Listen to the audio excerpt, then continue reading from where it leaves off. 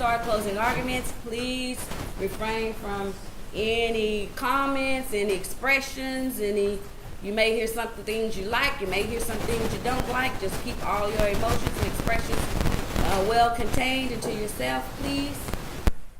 And limit your moving about as much as possible. That's you.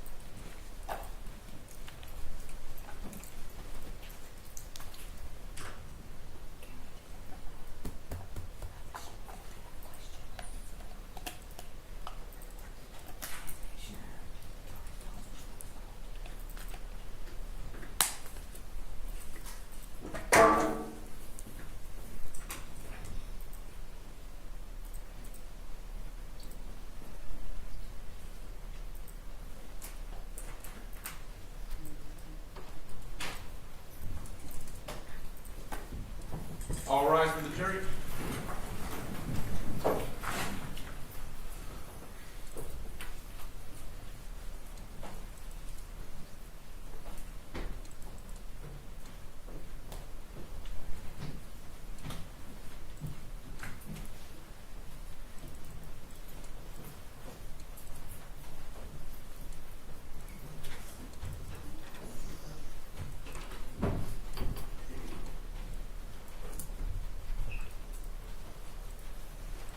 Everyone may be seated. Good morning, ladies and gentlemen, and welcome back. Let the record reflect that the defendant is present, defense counsel is present, state counsel is present, and all members of the jury are present and accounted for. So as we discussed before we left yesterday, ladies and gentlemen, at this time I am going to read the jury charge to you. I'm going to read it in its entirety. And when I finish, then both sides will have an opportunity to present their closing arguments to you. And then after that, we'll turn the case over to you for deliberations. When you start your deliberations, you will have the original copy of this jury charge with you to take back there to assist you. All right?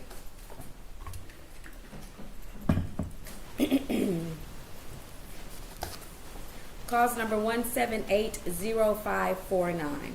The State of Texas versus Deshawn Longmire. Members of the jury. The defendant, Deshawn Longmire, stands charged by indictment with the offense of murder, alleged to have been committed on or about the 24th of June, 2022 in Harris County, Texas.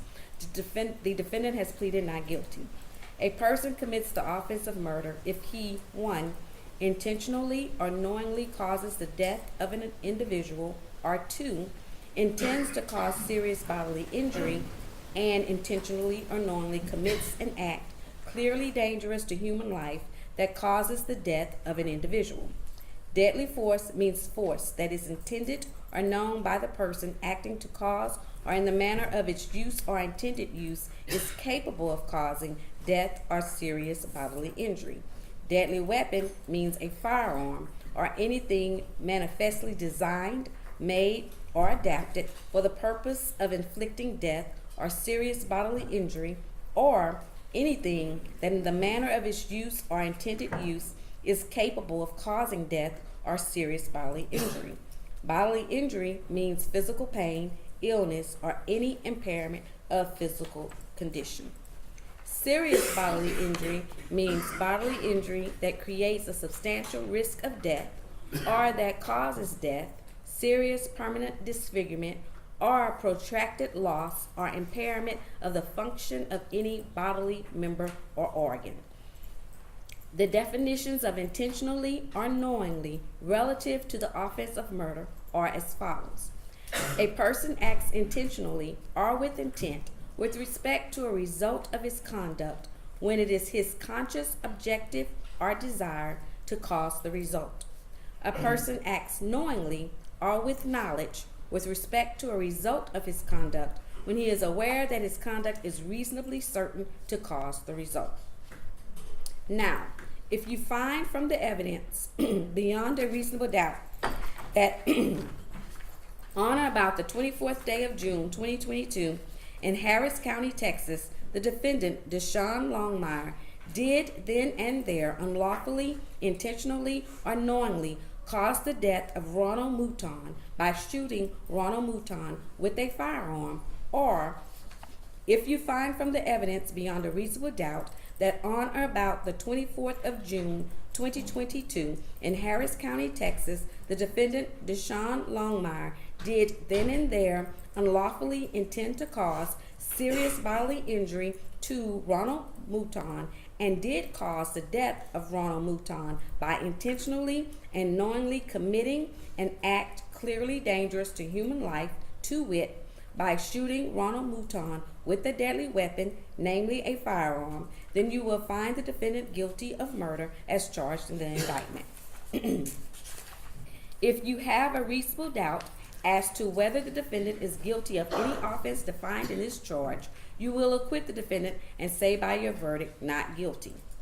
You are further instructed that if there is any evidence before you in this case regarding the defendant's committing an alleged offense or offenses other than the offense alleged against him in the indictment in this case, you cannot consider such evidence for any purpose unless you find and believe beyond a reasonable doubt that the defendant committed such other offense or offenses, if any, and even then you may only consider the same in determining the motive, opportunity, intent, preparation, plan, knowledge, identity, or absence of mistake or accident of the defendant, if any, in connection with the offense, if any, alleged against him in the indictment, and for no other purpose.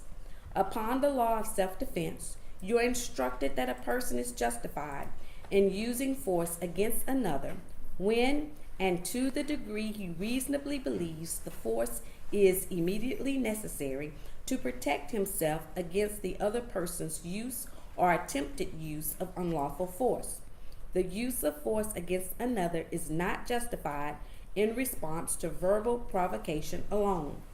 A person is justified in using deadly force against another if he would be justified in using force against the other in the first place, as above set out, and when he reasonably believes that such deadly force is immediately necessary. 1. To protect himself against the other person's use or attempted use of unlawful deadly force, or 2. To prevent the other's imminent commission of aggravated kidnapping, murder, sexual assault, aggravated sexual assault, robbery, or aggravated robbery. The defendant's belief that the deadly force was immediately necessary is presumed to be reasonable if the defendant knew or had reason to believe that the person against whom the force was used, A, unlawfully and with force entered or was attempting to enter unlawfully and with force the defendant's habitation, vehicle, or place of business or employment, or B, unlawfully and with force removed or was attempting to remove unlawfully and with force the defendant from the defendant's habitation, vehicle, or place of business or employment, or C, was committing or attempting to commit aggravated kidnapping, murder, sexual assault, aggravated sexual assault, robbery, or aggravated robbery. 2, did not provoke the person against whom the force was used, and 3, was not otherwise engaged in criminal activity other than a Class C misdemeanor that is a violation of a law or ordinance regulating traffic at the time the force was used. With regard to the presumption of the necessity of deadly force, you are further instructed that 1. The presumption applies unless the state proves beyond a reasonable doubt that the facts giving rise to the presumption do not exist. 2. If the state fails to prove beyond a reasonable doubt that the facts giving rise to presumption do not exist, the jury must find that the presumed fact exists. 3.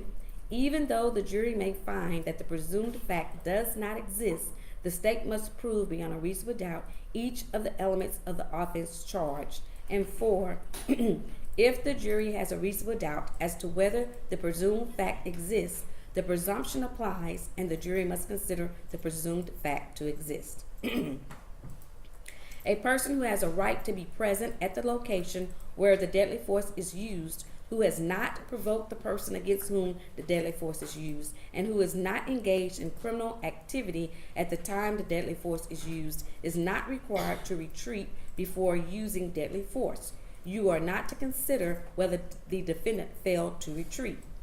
By the term reasonable belief, as used herein, is meant a belief that would be held by an ordinary and prudent person in the same circumstances as the defendant. By the term deadly force, as used herein, is meant force that is intended or known by the persons using it to cause, or in the manner of its use or intended use, is capable of causing death or serious bodily injury. When a person is attacked with unlawful deadly force, or he reasonably believes he is under attack or attempted attack with unlawful deadly force, and there is created in the mind of such person a reasonable expectation of fear of death or serious bodily injury, then the law excuses or justifies such person in resorting to deadly force by any means at his command to the degree that he reasonably believes immediately necessary, viewed from his standpoint at the time, to protect himself from such attack or attempted attack. It is not necessary that there be an actual attack or attempted attack, as a person has a right to defend his life and person from apparent danger as fully and to the same extent as he would had the danger been real, provided that he acted upon a reasonable apprehension of danger as it appeared to him from his standpoint at the time, and that he reasonably believed such deadly force was immediately necessary to protect himself against the other person's use or attempted use of unlawful deadly force. In determining the existence of real or apparent danger, you should consider all the facts and circumstances and evidence before you, all relevant facts and circumstances surrounding the offense, if any, the previous relationship existing between the defendant and Ronald Mouton, together with all relevant facts and circumstances going to show the condition of the mind of the defendant at the time of the offense. And in considering such circumstances, you should place yourselves in the defendant's position at that time and view them from his standpoint alone.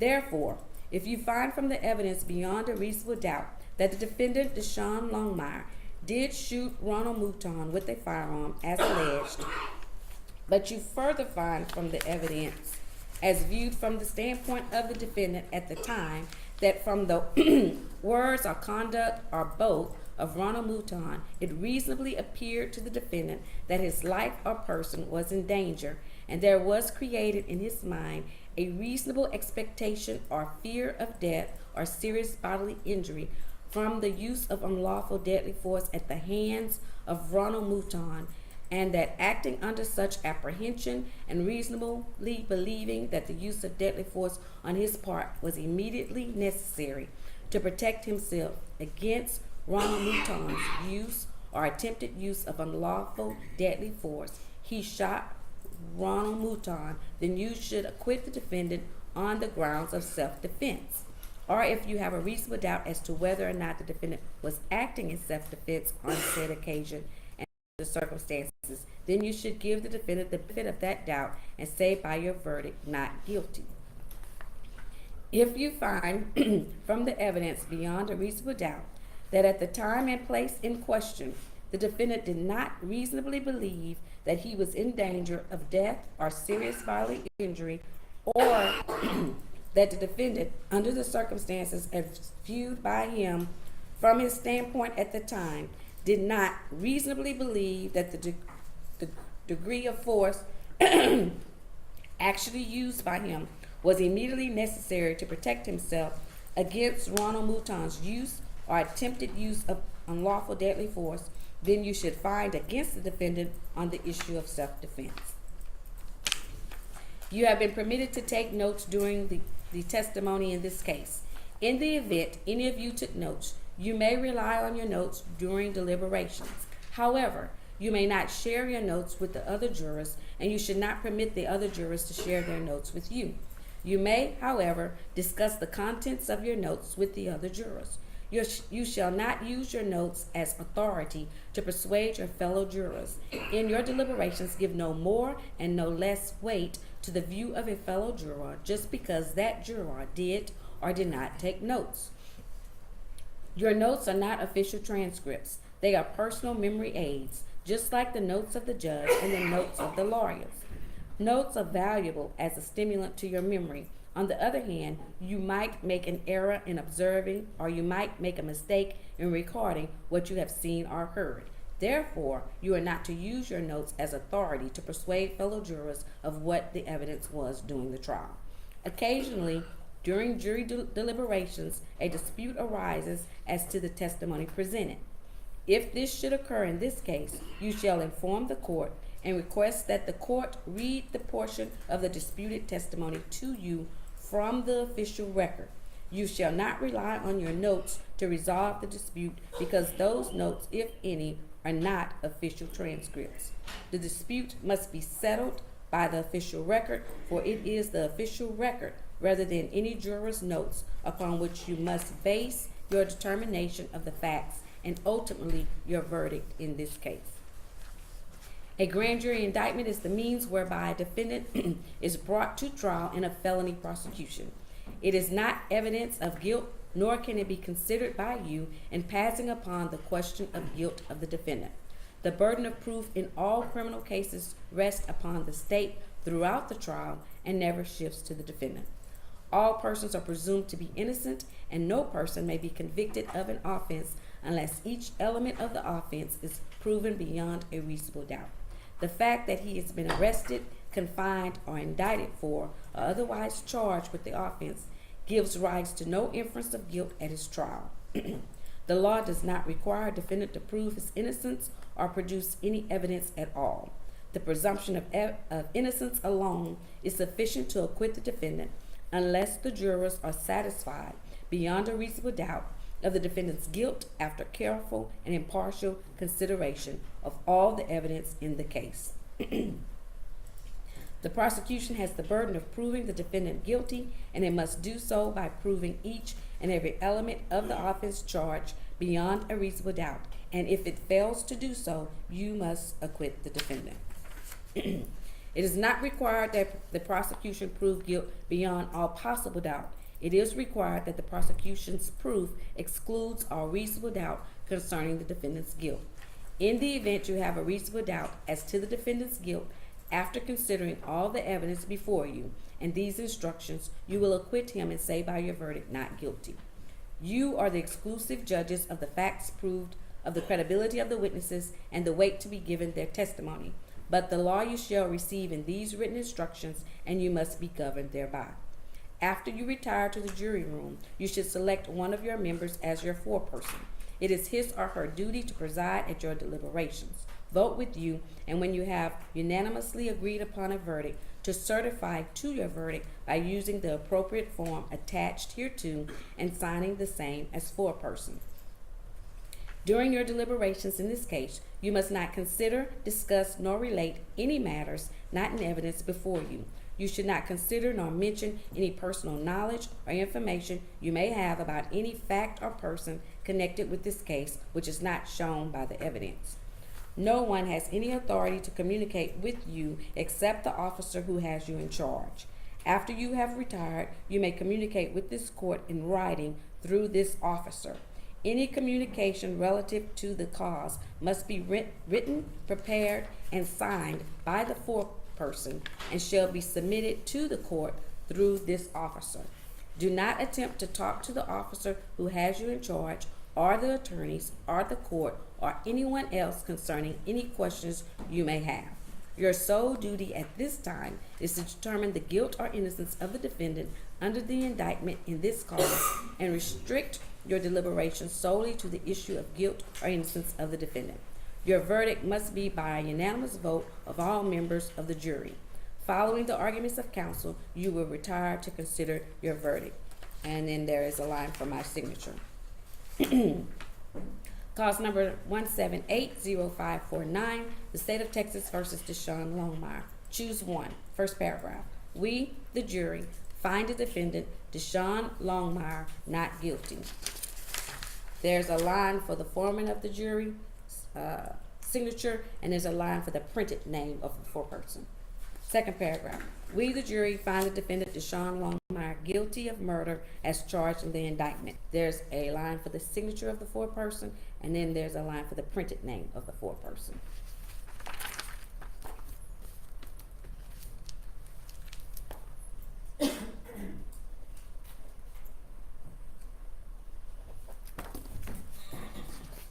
All right, the state may begin their closing arguments whenever you're ready. Thank you, Judge. Mm-hmm. We're going to open and reserve the rest of the time for close, Judge. Okay. Good morning, everyone. I want to thank you for your attention. I know you paid these last 7 days. I know it's only been 3-4 days of trial. I know there's a lot of appreciation. It's very much on behalf of Mr. Luton's family and over here. Ronald Luton Sr. should be allowed. That's just plain fact. He should still be here with his family, with his friends, with his church.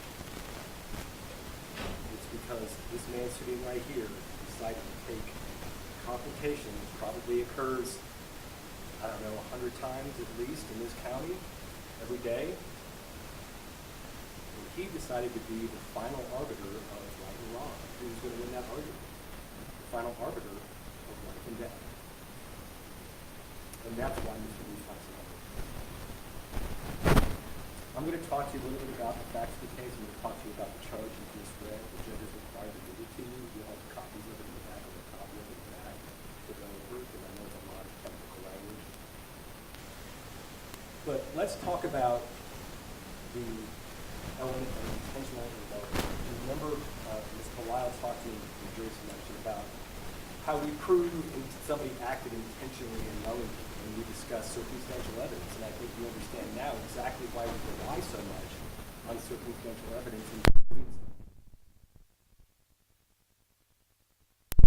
intentionally means somebody acts with intent with respect to the result of his conduct when it is his conscious objective or desire to cause the result.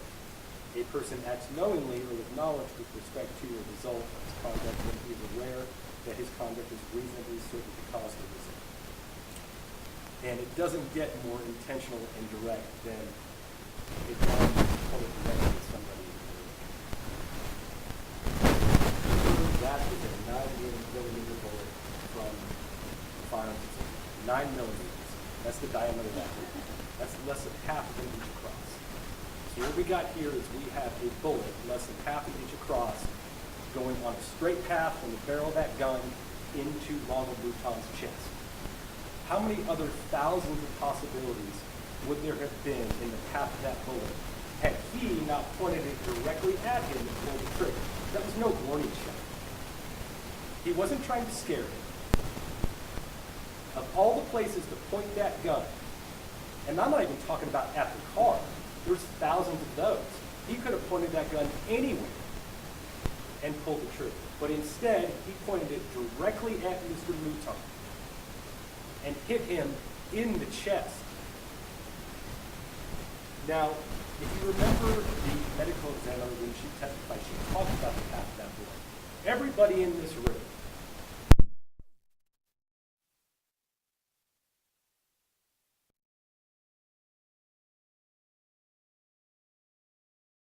lean over and you communicate with that person. Whatever the context is, we all know that.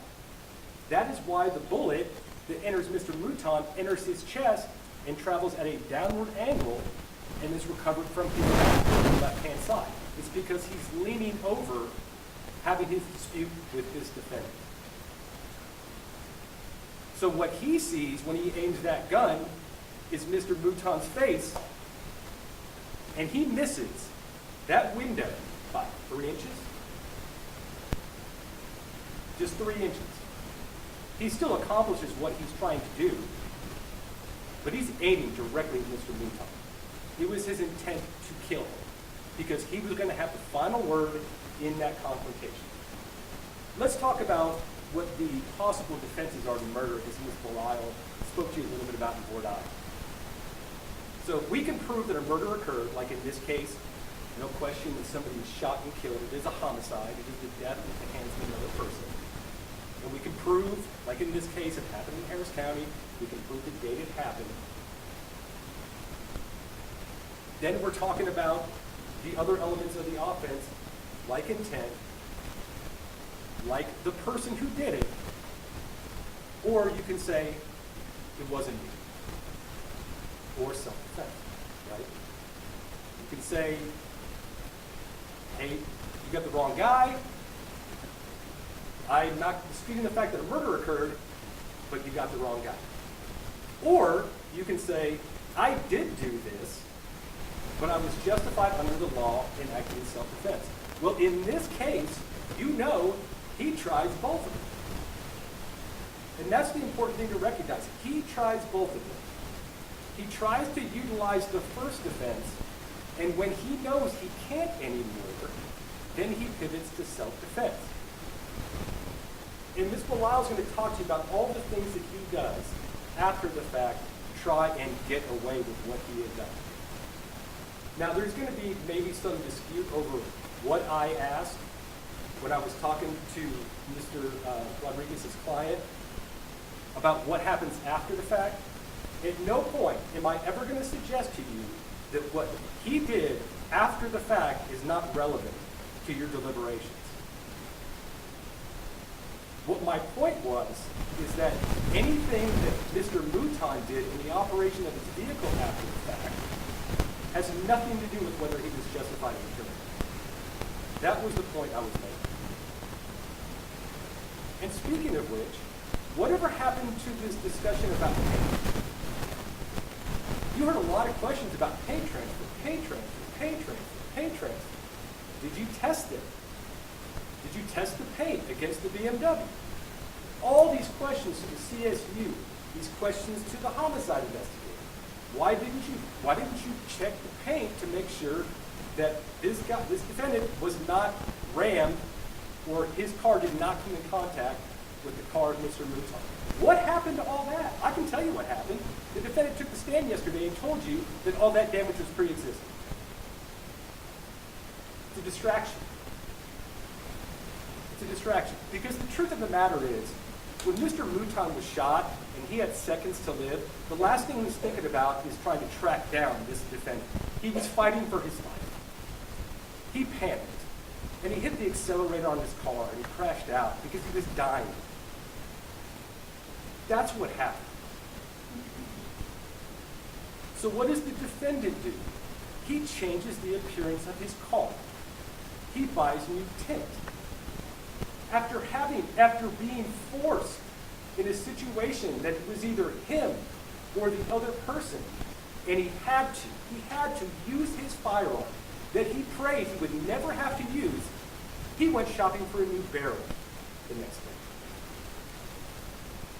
Don't you remember the firearms examiner when she told you that the only way to connect a bullet back to a gun is the barrel? And that if you change out the barrel, it would change their ability to track that shooting if it was recovered from that shooting back to you? Is that a coincidence? And then he just decides to go ahead and get rid of the weapon he used to kill another human being. Those appear to be the actions of an innocent person who is justified in doing this? Now let's talk about the statement. Repeatedly, Mr. Rodriguez asked questions of his client, insinuating that he was truthful for most of the statement. And I believe the defendant even put that percentage at about 80%.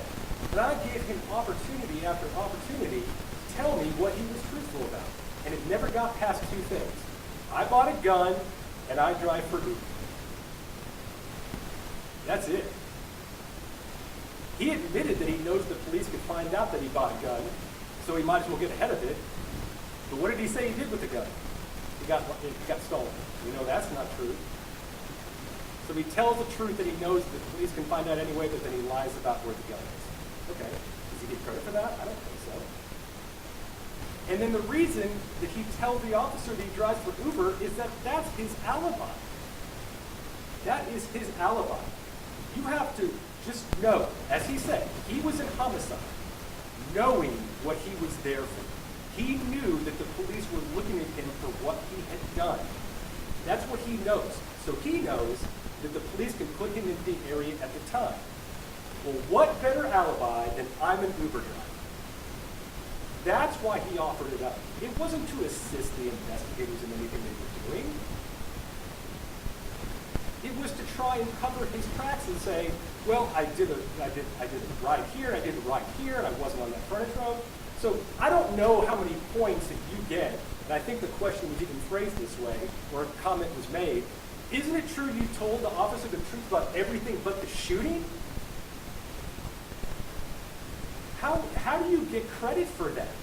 The fact is he was trying to get information from the officer to be able to tell a story to distance himself from that responsibility. And even in his own words, he said he had no idea that Uber had the second-to-second point location of where he would be. And that's when that house of cards came crumbling down. Because when we got that, and he found out we had that, then the game of it wasn't me, you got the wrong guy, a lot of people drive this car, is over. Right? Now, all that he's left with is self-defense. What you heard yesterday was not truth for truth's sake. It was a lie of necessity. That's what that was. But even his own lies don't rise to the level of self-defense. Let's talk about the charge a little bit. And there's a lot of language in here about self-defense. And the heart of self-defense, as we discussed in Fort Ida, is when and to the degree the person reasonably believes the force is immediately necessary to protect himself against the other person's use or attempted use of unlawful force. The use of force against another is not justified in response to verbal provocation alone. And you're going to see the word reasonable throughout all of this.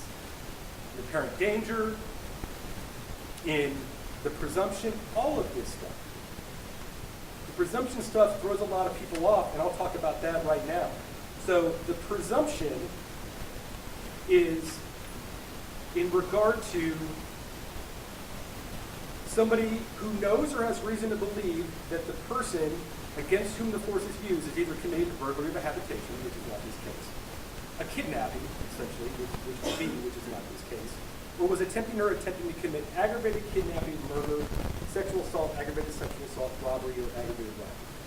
Where in any of the defendant's testimony does he say that Mr. Mouton was attempting to commit aggravated kidnapping, murder, sexual assault, aggravated sexual assault, robbery, or aggravated robbery? In his own words, he never said he was going to kill me. In his own words, he never said he was going to shoot me. In his own words, he never made reference to a weapon. In his own words, I never saw a gun. In his own words, I never saw anything that I thought was a gun. Think about the Pandora's box this opens if you can say, well, for no exterior reason, I just assumed that he was reaching for a gun. And maybe that assumption is because he provoked it, right? He's got to say, well, I assume he's reaching for a gun because I pulled a gun. And if you recall, when the judge read it, the person could not have provoked the person against whom the force was used. He is the one that introduced a deadly weapon into that situation. He is the one that escalated it to the use of deadly force. The complainant never had a gun. The complainant never reached for a gun. It was him who pulled out a weapon. Exhibiting or using a firearm with the intent to scare somebody else is a crime. It's aggravated assault, just exhibiting. So had he pulled out a gun during a verbal provocation, he's the one that's escalating it. He provoked it. There is no presumption. I assume that Mr. Rodriguez is going to talk to you about the reasonable apprehension or not, and I believe what he's going to allude back to is the hyper in voir dire with the bat and running at Bruce Lee or whoever, the person he's actually attacking is behind him. That scenario is markedly different than what you all heard in this case. In that scenario, the weapon is the focus of the question. The person is running with a bat. The weapon is the focus of the apprehension. There is nothing that Mr. Mouton does in this case to provoke this defendant, even if you believe what he has to say, which I think that there's plenty of reason for you to not believe, because he's lied about everything else. But even according to him, if you take that at value, it does not rise to the level of self-defense. He's crafted a story around what he knows that you're going to believe. He knows that you know that there's no gun in Mr. Mouton's car. He knows this, so he can't say he saw a gun. Everything is crafted around the facts that he has to dance around. It was not reasonable to believe in his situation, even if his story were true, that he had to take the life of Ronald Mouton. Absolutely not. Absolutely not. Because when it boils down to it, all the proof is he says the complainant was upset and he reached for something. It could have been anything, he reached for something. No other evidence out of his own mouth that he had any reason to believe that man had a weapon. None. None.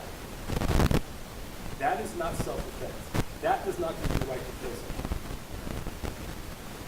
And then, after you leave the scene twice, your first inclination is to try and get away with it, hoping you never get caught. And when you do,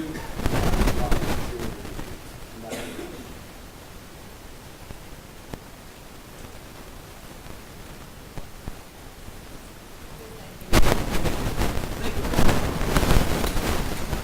Ladies and gentlemen, again, thank you so much for being here. We do not envy your position, especially in a case like this.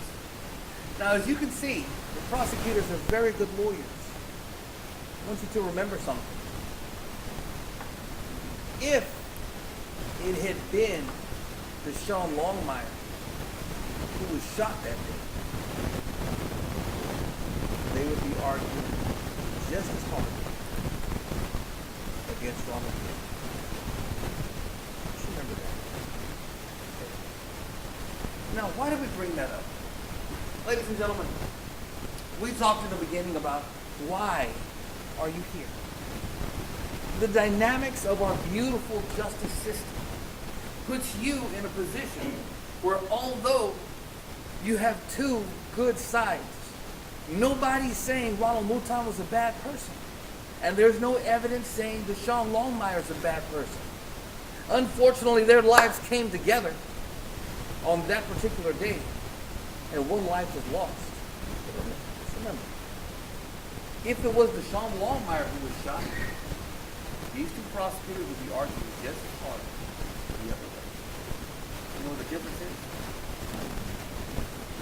They would have the actual video physical evidence that would show Ronald Mouton was arrested. But we'll get into that in just a second. But ladies and gentlemen, I want to talk about your duty.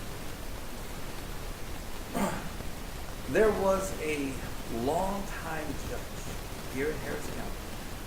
I believe he was the longest running judge in the state of Texas.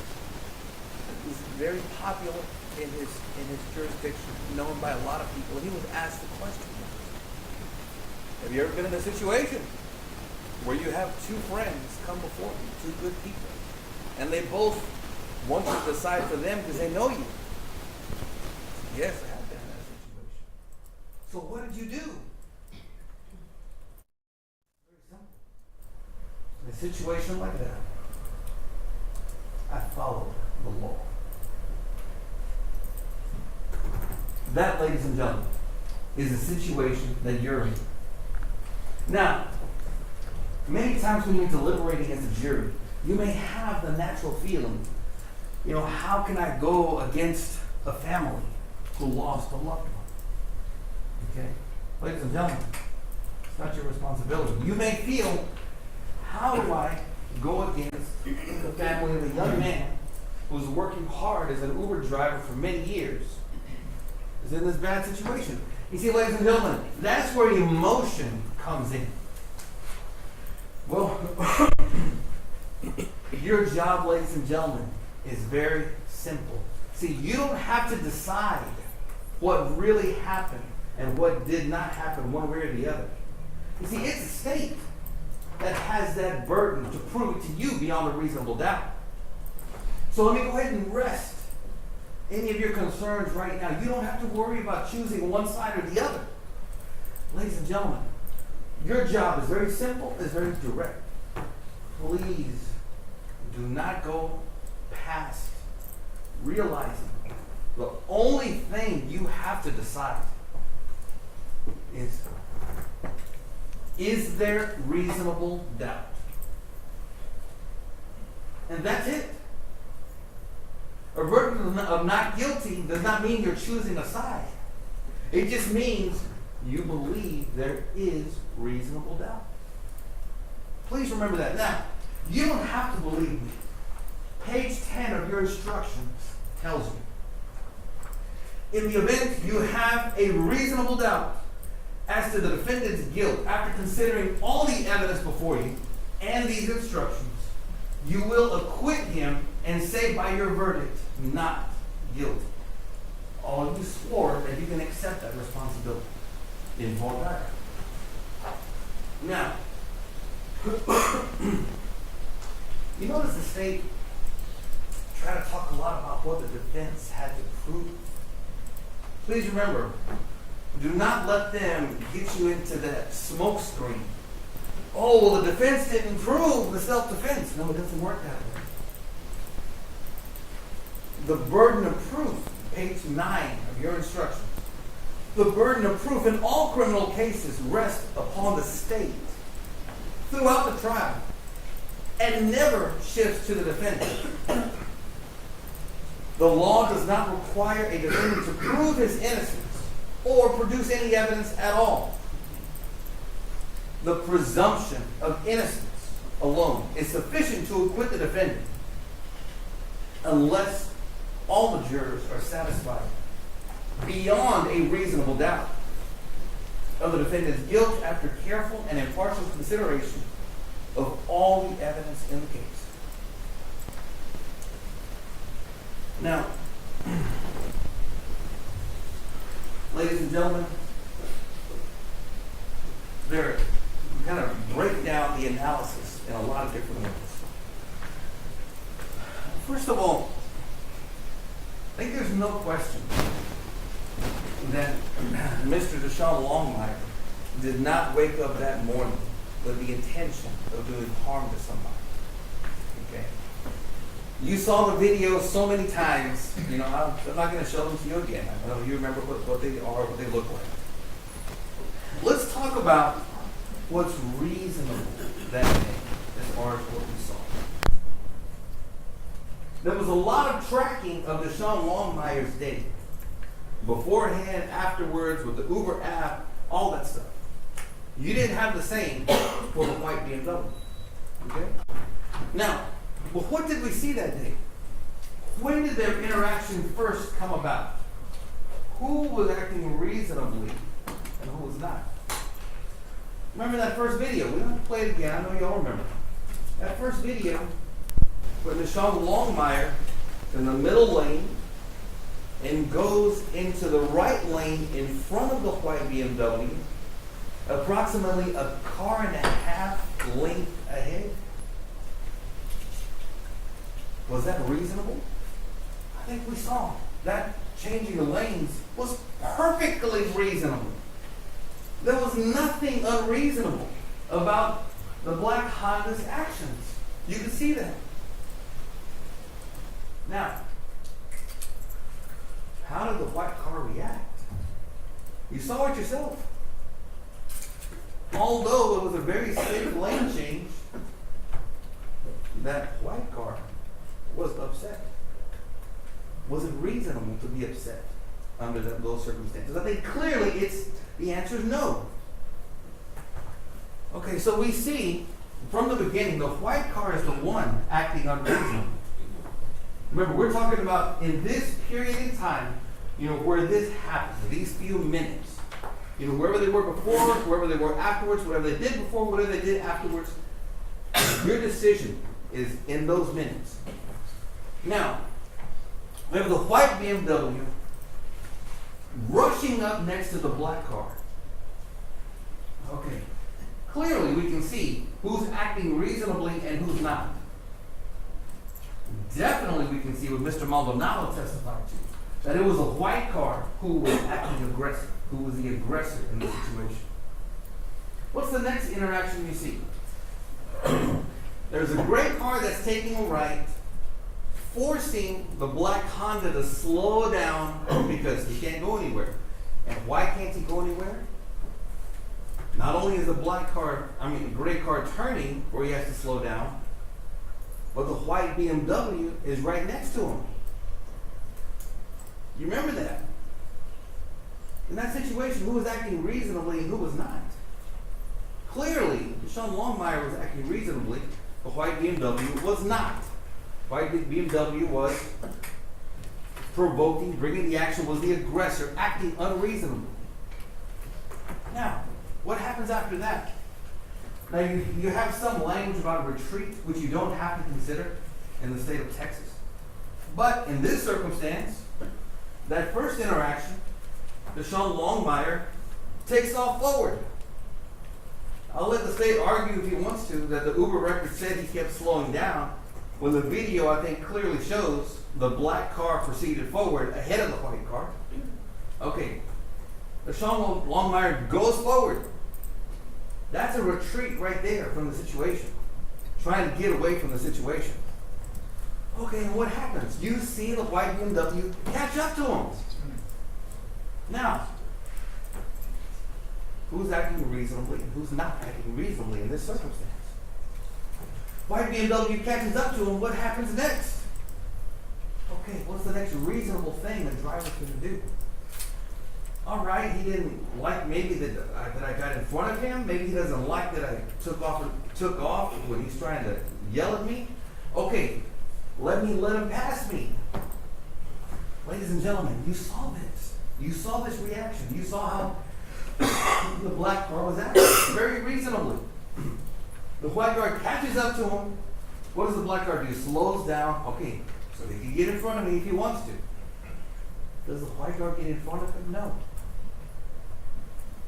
Clearly, whose actions were reasonable? The Honda, and whose actions were unreasonable? The BMW. He slows down, that's not enough. The black Honda comes to a stop. The BMW comes to a stop in front of the black car. Okay, so now, from Mr. Longmire's perspective, okay, I tried passing him. He's not leaving this alone. Let me go ahead and let him pass me. I went ahead and came to a stop so he can pass me. This guy's not stopping. This guy's not leaving me alone. What does he want? What does he want to do? Ladies and gentlemen, the evidence is clear. Who was acting reasonably, who was not acting reasonably. Now, okay, at that point in time, you saw right there on the video, and you heard testimony. Deshawn Longmire has no place to go. Okay, he already tried going forward. The car caught up to him.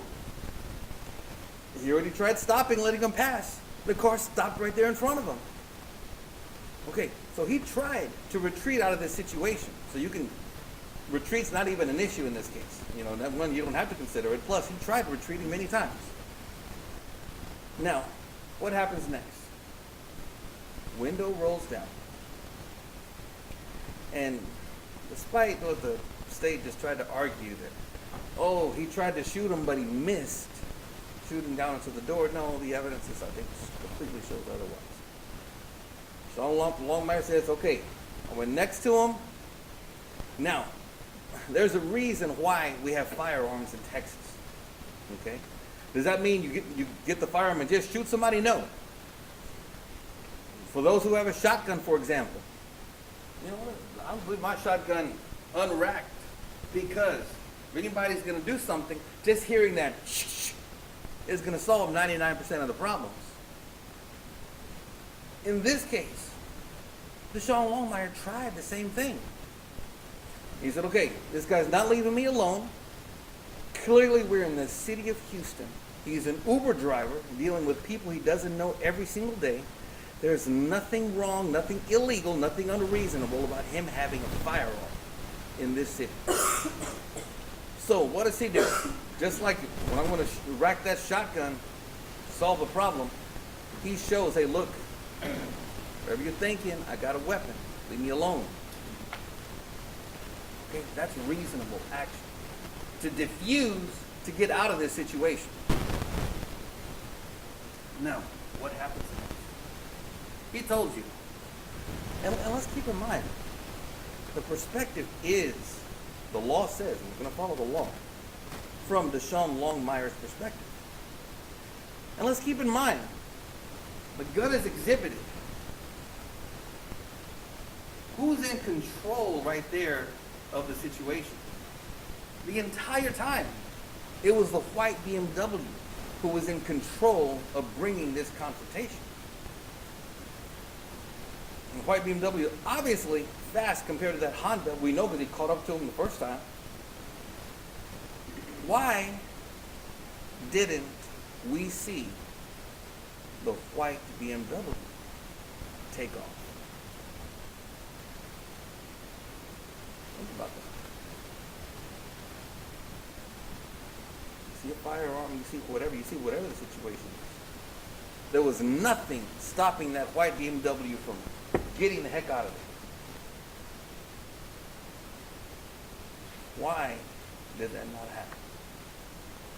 Ladies and gentlemen, the evidence shows you who was the aggressor, who has the intent to create the fear of serious bodily injury or death.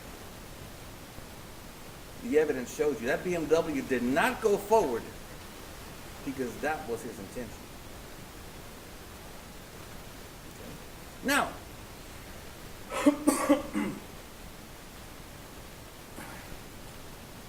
Deshawn Longmire told you, and you heard testimony from the officers about that fatal funnel, that area right there in the window, an open window in a car, how dangerous that could be.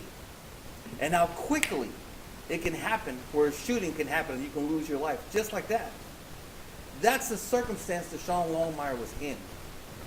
Now, when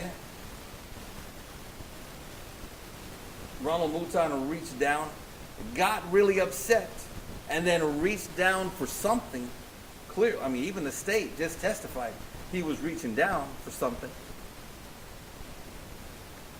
What are you going to think if you're in the black car? Are you going to think, let me wait and see what this man who's been following me, he won't let me pass him, he won't get in front of me. Let me wait and see what he's going to do. Ladies and gentlemen, that's not reasonable.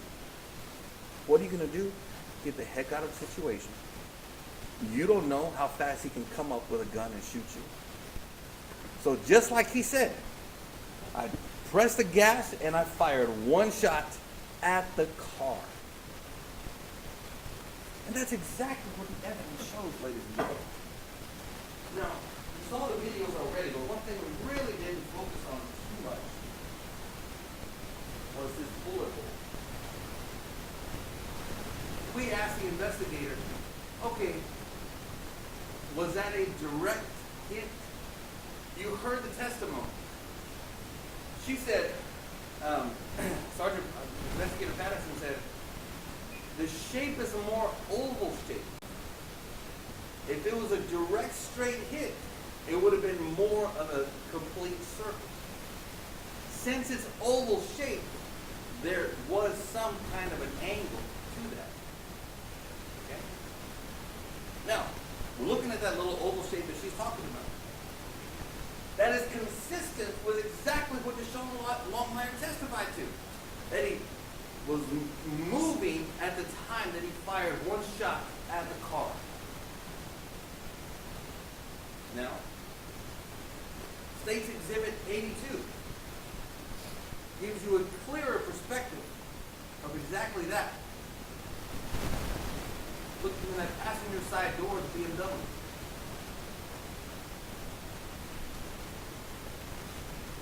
We don't even have the whole picture of the door on here. And you can already see how the bullet is towards the front side of that door. Very close to the rear view mirror. To the side mirror right there. Very consistent with exactly what Deshawn Longmire told you. As soon as I saw him reach down, I feared for my life. I thought he was going to come and shoot me. So I, took off and shot at the same time at the car. That's exactly what you see right there. He's not, ladies and gentlemen. First of all, I would argue Deshawn Longmire is not guilty, period. Not even of murder or anything like that. I'll tell you why. First of all, then we'll get into self-defense next. When you talk about, they have to prove that this action was intentionally and knowingly. Person acts intentionally with intent. Your definition here on page 2. A person acts intentionally or with intent with respect to the result of his conduct when it is his conscious objective or desire to cause the result. What was the result here? The result was the shooting and death of Ronald Mouton. Now, by shooting into that door, was it Mr. Longmire's conscious objective or desire to cause that result? Clearly not. A person acts knowingly or with knowledge with respect to the result of his conduct when he is aware that his conduct is reasonably certain to cause the result.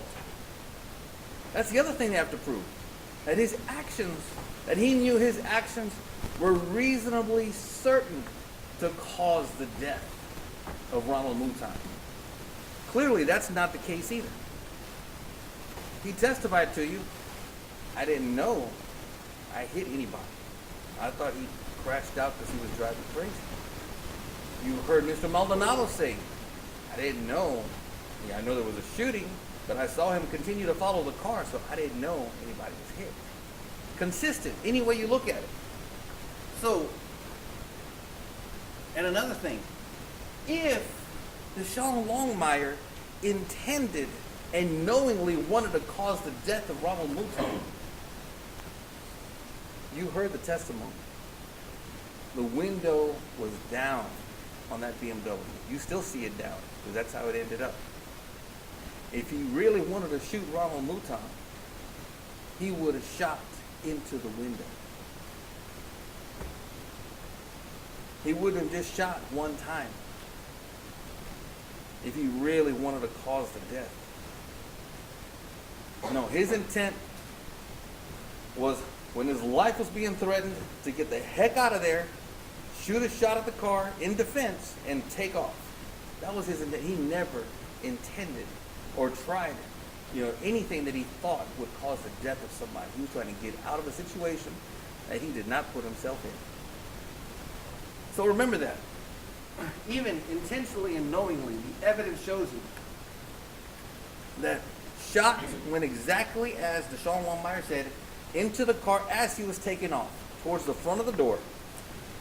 Window was open, shot did not go into the window.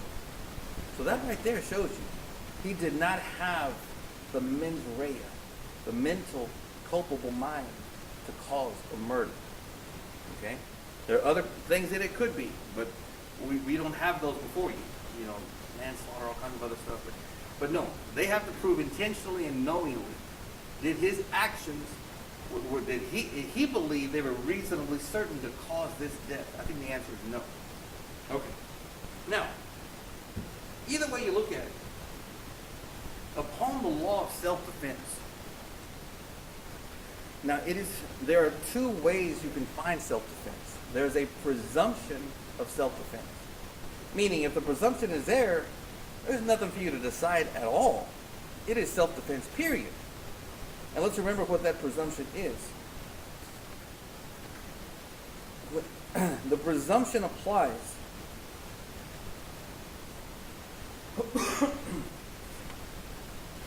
when someone uses the deadly force, when they reasonably believe that such deadly force is immediately necessary to protect themselves against the other person's use or attempted use of unlawful deadly force.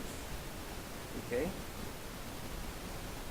Now, remember, it doesn't matter if there was a gun, if there wasn't a gun, and none of us can say if there was a gun or was not a gun there in the white BMW. Because as we know, where the car stayed, there are a number of people that come up and down there. Anybody could have gone in if there was a gun and taken the gun. Even if there wasn't a gun, it does not matter. Because what matters is from the perspective of Deshawn Longmire. Now, two, there is a presumption that self-defense applies if, in Deshawn Longmire's perspective, he believed that Mr. Mouton is that to prevent the other's imminent commission of aggravated kidnapping, sexual assault, aggravated sexual assault, robbery, aggravated robbery, or murder. When he believed Ronald Mouton was reaching down to get a gun to shoot him, that's murder. So if the state does not prove to you beyond a reasonable doubt that that's not the case, then there's the presumption of self-defense already. You don't even have to decide. It's there automatically.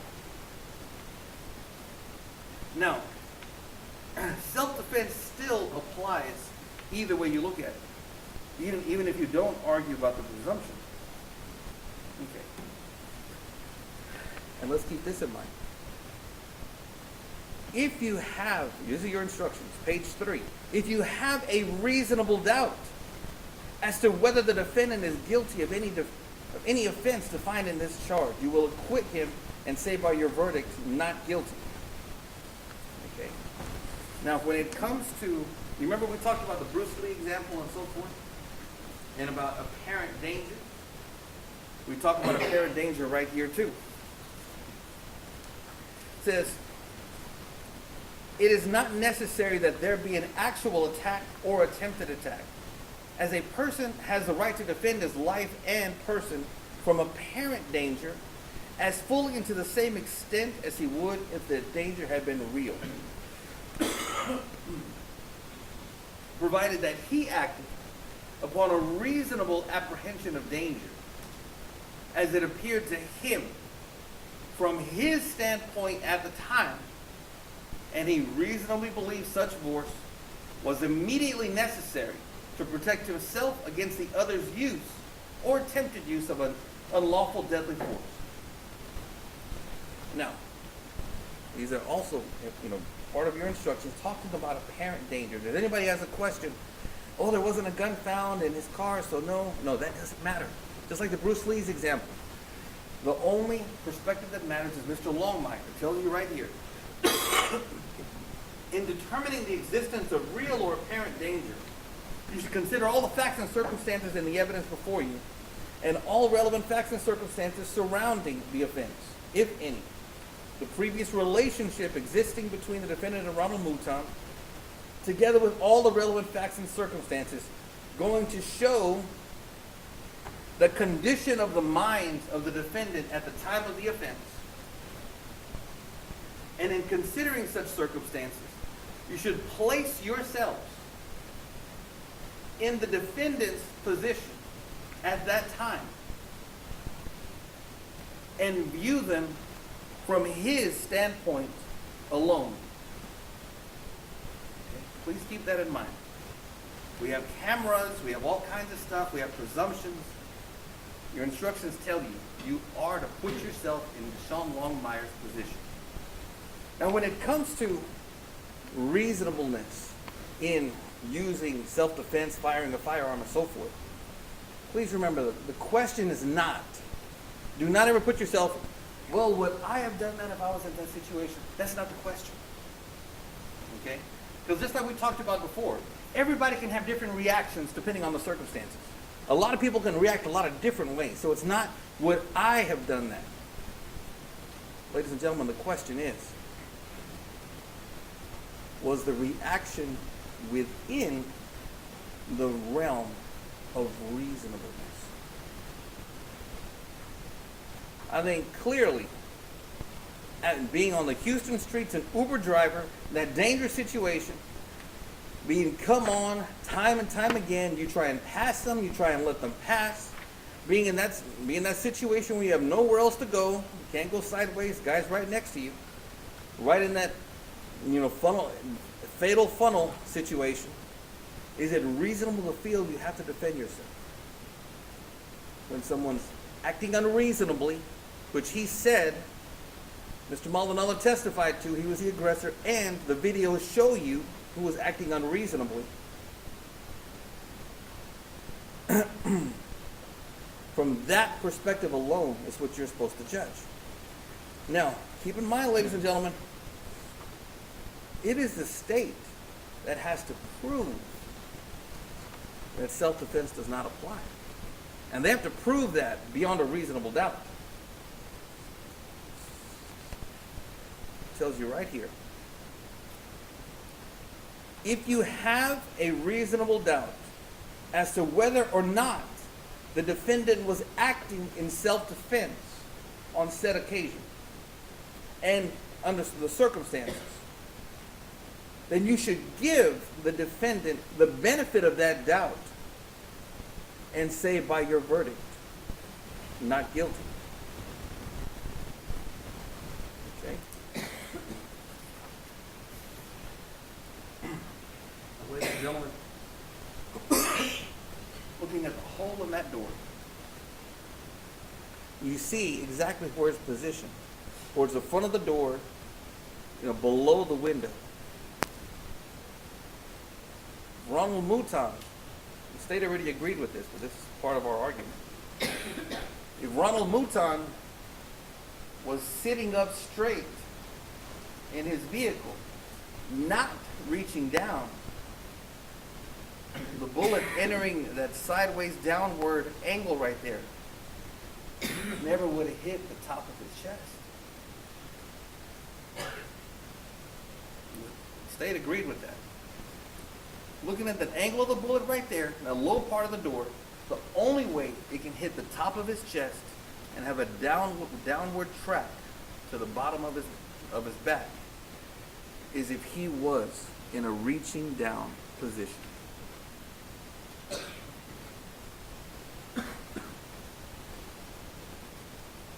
Ladies and gentlemen, the evidence in this case clearly shows you what Deshawn Longmire said to you is true. Please keep in mind what we said, ladies and gentlemen. Just remember, I'm not going to have a chance to respond after the state talks again. They get to go before us and after us. But if it was Deshawn Longmire who was shot, then the state would be arguing just as hard against Ronald Mouton. In this circumstance, it was Deshawn Longmire who was acting reasonably. It was Deshawn Longmire that tried to get out of the situation by speeding up and slowing down. It was Deshawn Longmire who was working as an Uber driver that day, legally purchasing that weapon. Ladies and gentlemen, beyond a reasonable doubt, keep in mind, if you have the feeling that said, well, is it more likely than not that self-defense was used? Well, that's not even close. The state has to prove it to you beyond a reasonable doubt. So if you're at, well, I'm not sure, more likely or not, that's not guilty. It means they didn't reach their burden of disproving self-defense beyond a reasonable doubt. That's what they have to do. Let's keep in mind, for those of us who have kids, the legal burden that the state would have to take your own kids away, clear and convincing evidence. Is the evidence here clear and convincing that self-defense does not apply. Of course not. So I think the only thing that's clear and convincing is who the aggressor was in that situation.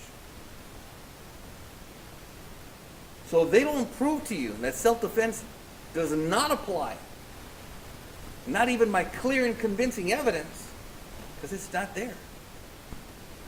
They're not even close to beyond a reasonable doubt. And follow the law, which is exactly what you need to do in a situation like this. Especially with a tough decision. You all swore you could follow the law and say not guilty. You should remember what that judge said so many years ago. You have two sides. You want to favor both. You're not sure which way to go. You simply follow the law. The law of self-defense applies. Clearly, the facts show you that Deshawn Longmire tried everything he could to get out of that situation. It was the white BMW that would not let him out. The facts show you heard about the fatal funnel. Being in that circumstance with the window down, you can get shot in an instant. The facts show you Ronald Mouton was bending down, reaching for something. Ronald Mouton was completely in the situation where he could have gunned that fast BMW and gotten out of there. Why didn't that happen? Because he was the one that was bringing the anger, bringing the danger. All of those things show you self-defense applies. But more importantly, it's a state that has to disprove, that has to prove beyond a reasonable doubt that self-defense does not apply. And you heard your instructions. If you just have a reasonable doubt if self-defense applies or does not apply, that benefit goes to the defense, and you are to say not guilty. All of you swore you can accept that responsibility. All of you swore you can follow that law and say not guilty. If all you have is a reasonable doubt as to whether or not self-defense applies. Again, we do thank you for your time out of your life that you've given us here. And we do look forward to you evaluating everything you want to evaluate. Bring those videos up again if you want to back there. You can look at them all you want. Any way you look at it. One, he never intended to kill Mr. Mouton. And two, self-defense, not only does it apply, it definitely applies, but for your decision, there's no way the state can prove beyond a reasonable doubt that self-defense does not apply in this situation. He was acting reasonably in that. He could have been the one that was shot. Thank you for your time. We look forward to you following the law and not being afraid to say not guilty. Thank you. All right, State.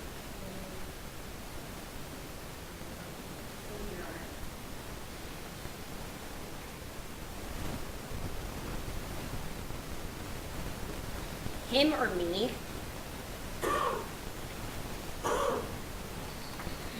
He got up there with a straight face and told you that this was a situation of him or me. God help the people of Harris County and the state of Texas if these facts rise to the level of him or me. It doesn't. And I want to address something that Mr. Rodriguez said. If Ronald Mouton had been driving and had a firearm and was in a verbal altercation with someone and then pulled out that firearm and shot them without any provocation, you bet I would be prosecuting him. That's why we're here today. But that's not the facts of this case. Even if Ronald Mouton shot Deshawn Longmire in this case, which is a fabrication because he didn't have a gun, who showed the gun first? By Deshawn Longmire's own testimony, it was him. So in that set of facts, there's a valid self-defense argument, unlike what we have here. Now, I do want to walk through the videos in this case, the videos and the Uber records, because those can't lie. Unlike known and admitted liar, Deshawn Longmire.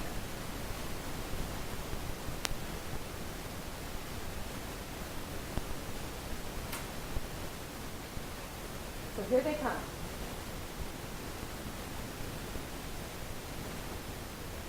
This is when Mr. Longmire tells you this dispute started, because he got in front of him a car and a half length before him.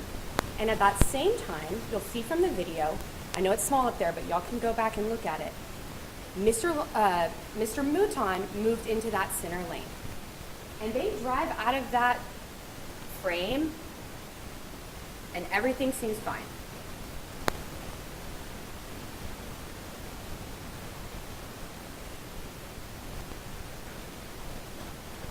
And here we get to that turn.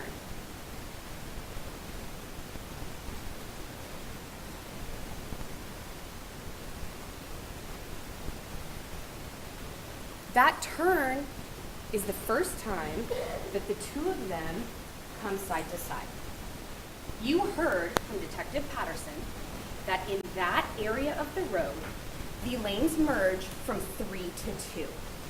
You also saw that truck trying to turn out into the lane. And it's not until that point in time that the two of them start driving at an even pace. So where do we think the dispute actually happens? We don't know for sure, because the only person that can tell us is Deshawn Longmire. Ronald Mouton isn't here to tell us his side of the story. And I am not disputing, I don't think anyone is disputing that the two of them were in a verbal altercation. They had a verbal altercation about something that happened in the traffic that day. But was it reasonable for Deshawn Longmire to pull out a firearm and kill Ronald Mouton Sr.? Absolutely not. Absolutely not. So, let's talk about some of what Mr. Deshawn Longmire told you. He told you when I hit that curve, after I hit that turn, I was boxed in. And I gunned it afterwards. But when we look at the Uber records, a multi-billion-dollar company whose business model relies on accurate GPS records, second-by-second GPS records. Those records say, after that turn, he continuously slowed down. You can see it in that highlighted column to the side. He continuously decelerates until they get to that point when we believe the shot happens. These aren't Matt Gray's records. I don't know why Mr. Rodriguez said that. These are the records from Uber. Talk about not having a dog in the fight. Detective Patterson got a search warrant for these records, and they just provided the records that they had pertaining to Deshawn Longmire. Those are the facts. He continuously slowed down after that turn. So it's safe to assume that after that turn is when the altercation really started. Now let's look at Bruins.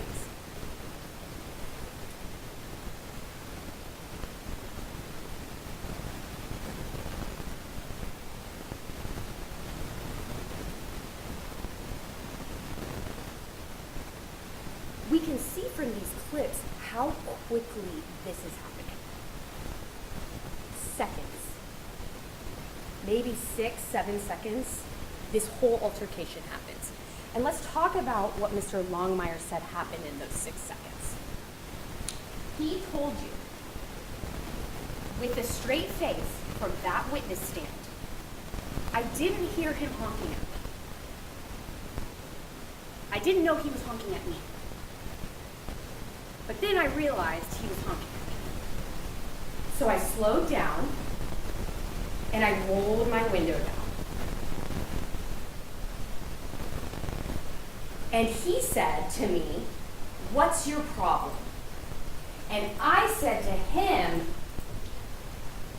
"Please pass me, sir." And then he said to me, "What's your problem?" And I said to him, "I don't have a problem, sir." And then he said to me, "What's your problem?" And then I said to him, "Go ahead, sir." And that's when he realized that the confrontation wasn't going to end. So he reached into his door pocket and pulled out a firearm. And he says he displayed the firearm with his right hand. So he's driving. I guess he displayed it like this out the window, is what he's saying. And Pastor Mouton didn't see that at first. That's what he said. And then when he noticed it, when he noticed a firearm being displayed at him, he said, "Go ahead and do it."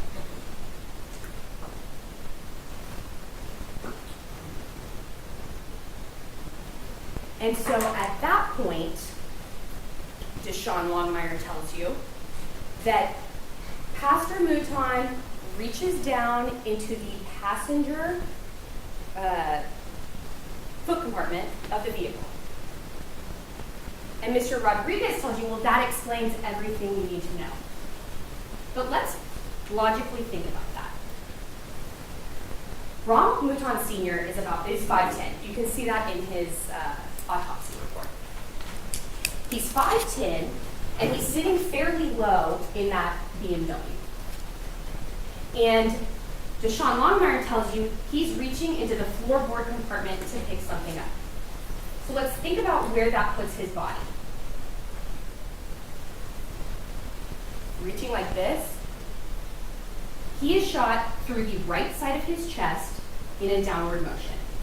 That is consistent with someone looking out the window like this, leaning across the center console and having a disagreement with Mr. Longmire.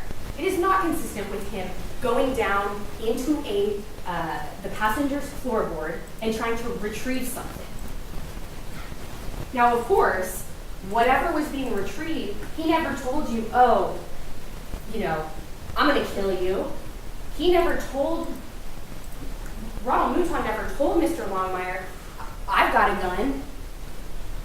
He never even said vague threats. "You better watch out." No, none of that. He said he didn't even see anything that resembled a firearm coming from Mr. Mouton's vehicle.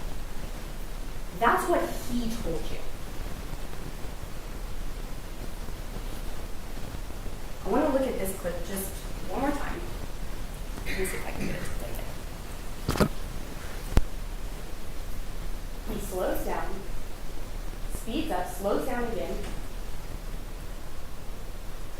and then goes off the screen.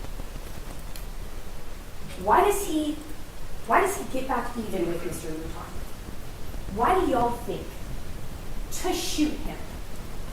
That's why he does that, because he was going to have the last word in this argument. He doesn't roll down his window to have a polite conversation with Mr. Mouton. It's frankly insulting to y'all's intelligence that he got up on that stand and said that is what happened that day. That is not how life works. And do not check your common sense at the door.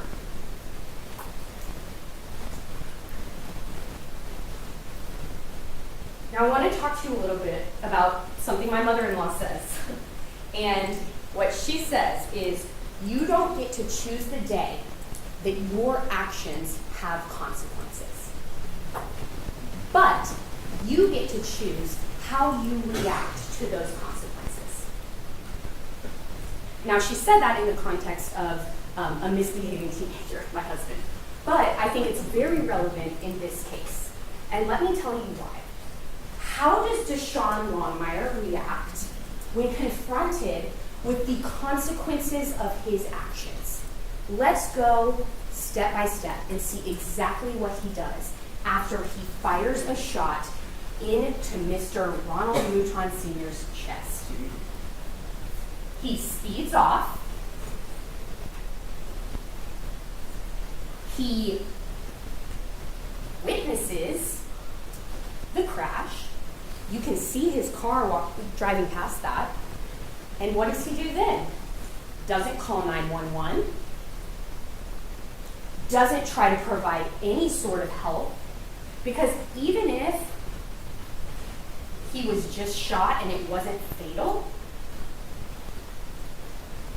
he still was in a serious car accident that Mr. Longmire saw. And what does he do next?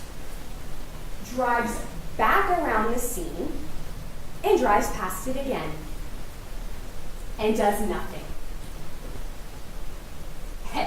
And guess what else he does? Continues about his day. He goes and picks up an Uber ride after shooting a firearm at Ronald Mouton Sr. And why does he do that? It's not because he didn't know what happened. He may not have known Ronald Mouton Sr. died. I will concede that point. But he knew there was at least a serious car accident. And we know he knew that because we have him on video driving past it twice. He did that because he wanted an alibi. He didn't know that Uber takes second by second GPS records of his whereabouts. So he gets his alibi all squared away. Then, what does he do? He drives home, changes the appearance of his car. Obviously, doesn't want to get caught for what happened. And there's a couple things he does, and y'all saw. The next morning, he goes and he buys tint to redo the tint on his car. And he testified to y'all, he does that twice a month. Come on. If he's doing his tint twice a month, he's really terrible at it.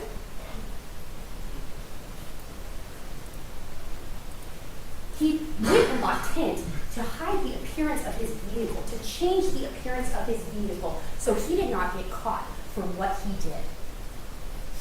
What else does he do? Now, he Googles barrels, replacement barrels for his firearm, and then he deletes that history, because we wouldn't want the police to know about that. And what does he do next? He takes the plate off of his license plate. I know Mr. Maldonado's photo is blurry, but y'all can look at that in the back. There is a plate, a license plate frame, on his license plate right after the murder. And by the time it is at the VEB, that is gone. You can see scuffs on the plate that are consistent with where that was. You can see honestly, just the difference in white that's showing on the top and the bottom. And he told you, well, yeah, I knew I had that. And then I guess it came off. I don't remember. Why do you think that wrench kit was in your car? Because you took it off. Why would you lie about that? It makes no sense. Then we get to the interview, where he got on the stand and told you 80% of what I said in that interview is true. He was in the courtroom when we all watched that interview. That interview is 98% lies. Like Mr. Callaghan said, okay, he told the truth about two things. One, that he bought a firearm that he knew the police could find out about. And two, that he worked for Uber, which, guess what? That was his alibi. Of course he was truthful about that. That's how he was going to get out of it. And the craziest thing, well, maybe not the craziest, but a very crazy thing about this interview is that he sits there when Detective Patterson leaves the room and he has little conversations with himself. Conversations that he knows are true because are false because he told Mr. Callaghan, yes, when I was called into homicide, I knew what I was there for. And yet, when he's being recorded, when there's a video and audio recording on the table, he's talking to himself. And let's listen to it.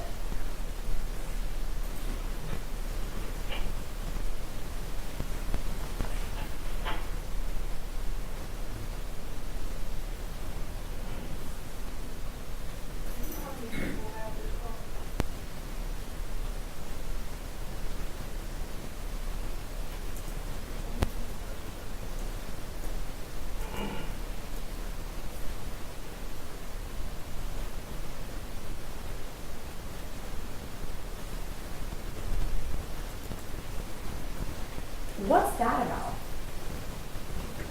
That's a performance. That's a performance for the benefit of the detectives in this case, and ultimately a performance for y'all. Because at this point, he doesn't know that there's second-to-second records putting him exactly at that seat. And so he's picked his defense. His defense is it wasn't me.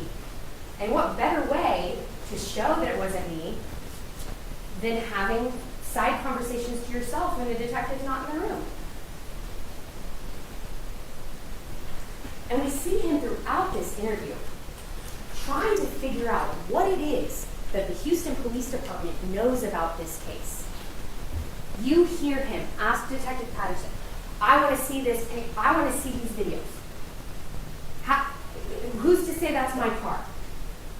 And then when she says, well, the reason we're here is because someone followed you and got a picture of your license plate.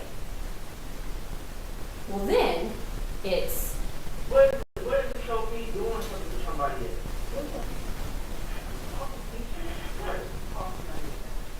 I understand, but where is it at me? Like, where is my license plate?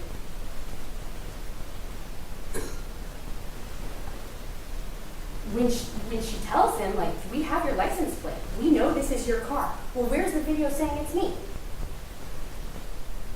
After he had just told her, I let no one else drive my car. I drive Uber sun up to sundown, and, no one else is in my car. I never had an altercation with anyone. No one in my car ever had a confrontation with anyone. Then it's, well, where's the video of me actually doing it? Now, Mr. Longmire got on that stand and told y'all, when I found out that Ronald Mouton Sr. died, I felt horrible.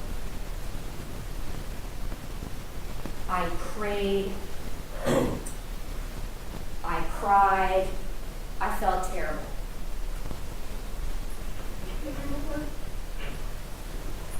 Did you grow up in Scotland? Not even. I found out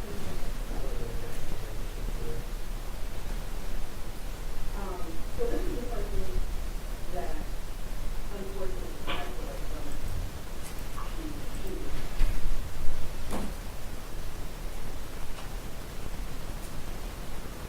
Do we see any remorse in that video?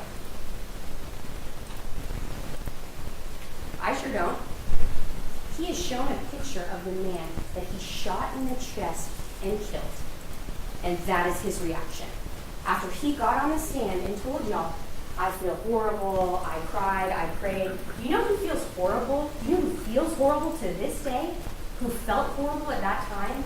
Who still cries and still prays? The Mouton family. Who lost a father, who lost a husband, who lost a community leader. That's who's crying and praying in this case. It's not that man right there. That man right there is doing everything he possibly can to avoid responsibility for his actions. And I take issue with the fact that he got up here and told you, no, I displayed the firearm first, and then I put it back down. Look at that video in front of Ruby's. Look at that video in front of McDonald's. He slows down, going pretty slow, goes forward a little bit more. Mouton goes in front of him a little bit, and then they even up again, and that is when you see him speed off and Mr. Mouton go to the side. I don't think a gun was displayed. And when Ronald Mouton Sr. sees a gun, his reaction is, come and do it, or go ahead and do it.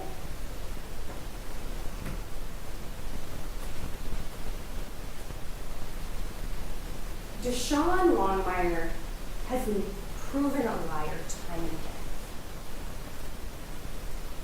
again. And when he's put in a position where he can't get out of it, he changes his story. That's what we see here. That's what we've seen the whole time. Even him sitting here and saying, I did this in self-defense.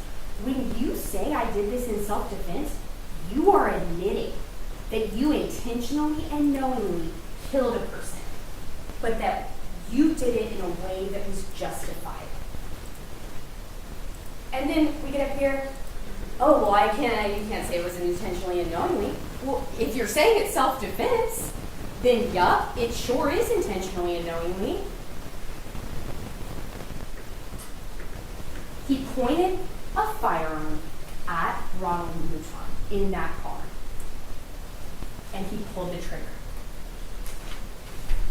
with the intent to kill him or cause serious bodily injury. Because if he sits up here and tells you it was him or me, what other purpose is there? Truly, if you truly believe that your life is at immediate risk, what other intention is there? There isn't another one. That's why the legislature made this law the way they did. You are allowed to kill someone when it is justified.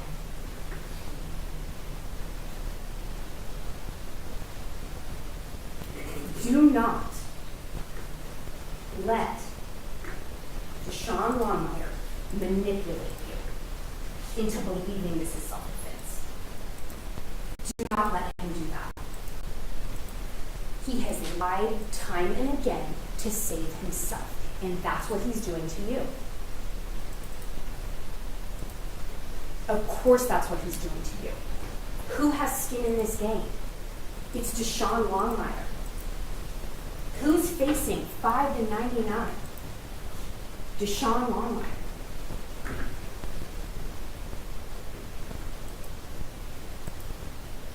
Don't fall for what he's saying. Even if you believe what he's saying, even if you believe what he's saying from the bench is true,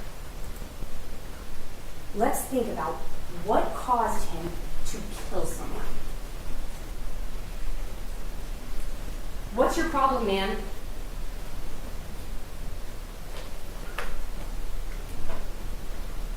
That's what he's saying, was what caused him imminent fear of bodily injury or death. And reaching. That's what he's saying justified killing Ronald Mouton Sr. It did not.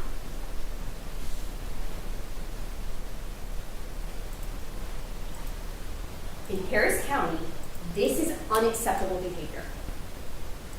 It's unacceptable that when you get into a verbal argument on a frontage road, the result is someone dies. It's unacceptable. It's not the law.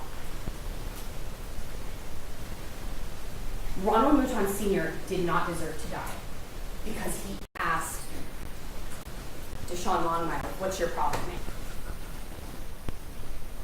He didn't.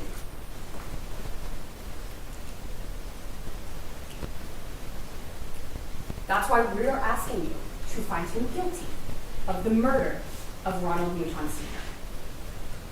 Thank you.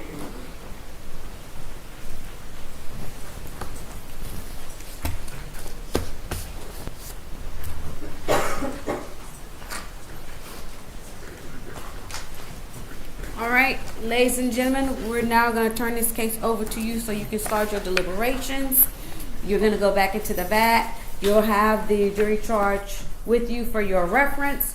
Your phones will be taken up. You will not have your phones during your deliberations. They'll be given back to you when you're on breaks and eating lunch and things of that nature. All right, for the jury.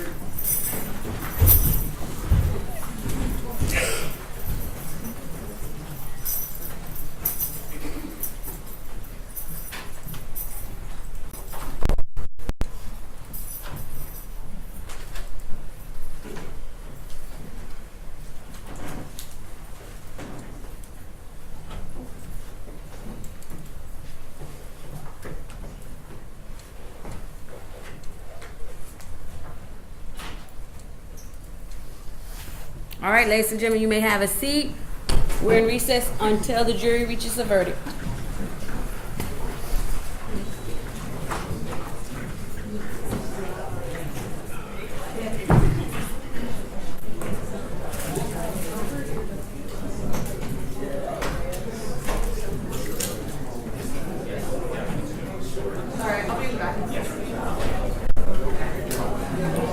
All right, anybody here from this morning's docket?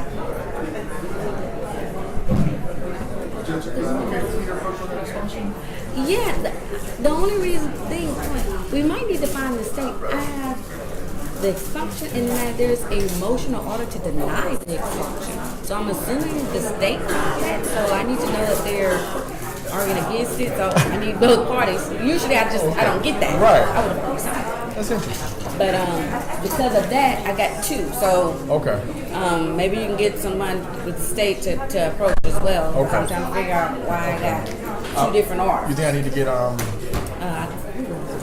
Jay and Alex? Was it Jay? No. Yeah, Jay and Alex. okay, so and maybe just try to find out what that is because I have two different, one for and one against, basically. Gotcha. Thank you, Judge. No problem. Appreciate it.